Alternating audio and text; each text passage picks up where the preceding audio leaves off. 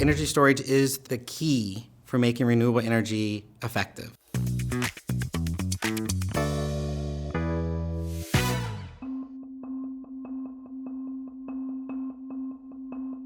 All renewable energies have reliance on nature.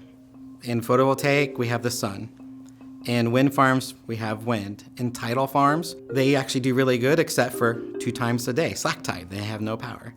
In hydro, for dams, we have rain. So none of them are perfect. When you need to make extra power, or when you're able to make extra power, you need to store it. So when you can't make the power, you simply discharge it. So storage is the key across the board for a variety of energy sources to be pooling their energy into a single location. A quick break to say, if you like learning cool stuff and love our planet, hit the subscribe button and make a difference.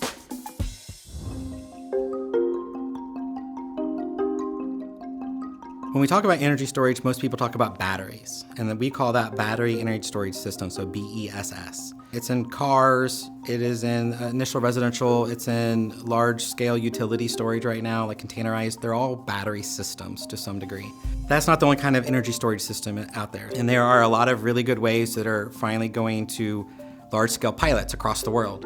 There is compressed air energy storage system, which is used to turn into electricity. There is gravity storage systems, which is using a crane and moving concrete blocks. There is compressed water systems, which is very interesting. There's a large scale of one of those in Australia.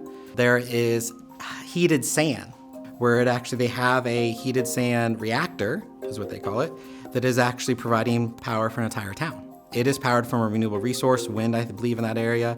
Then it stores excess energy and heat in basically, a hot sand-blown, round reactor. There are tons of options out there. There's liquid battery storage, which is very like old school chemistry set, like Frankenstein times, if you want to think about how the fluids move around. So that's out there. We could keep going on things that are in small scale pilot and labs, and we could do that on another talk. There's a couple of different ways to define density. It could be the amount of capacity with the weight of the battery or the amount of capacity with the size, as in the volume of the battery. In cars, that density is super important. They need to fit in a certain space in the car. Weight's not as important. Size is the most important item there. But residential, do they have those restrictions? I don't think they do. The most common thing at home in North America is some type of air conditioner system, heat pump that's outside.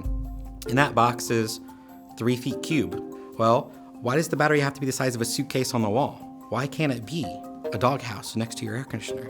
If you do that, you open up a large variety of options for energy storage, and some of those are in lab testing and pilots, and I think that will lead to a reduced cost and a reduced installation and a longer lifespan for batteries for residential in North America going forward.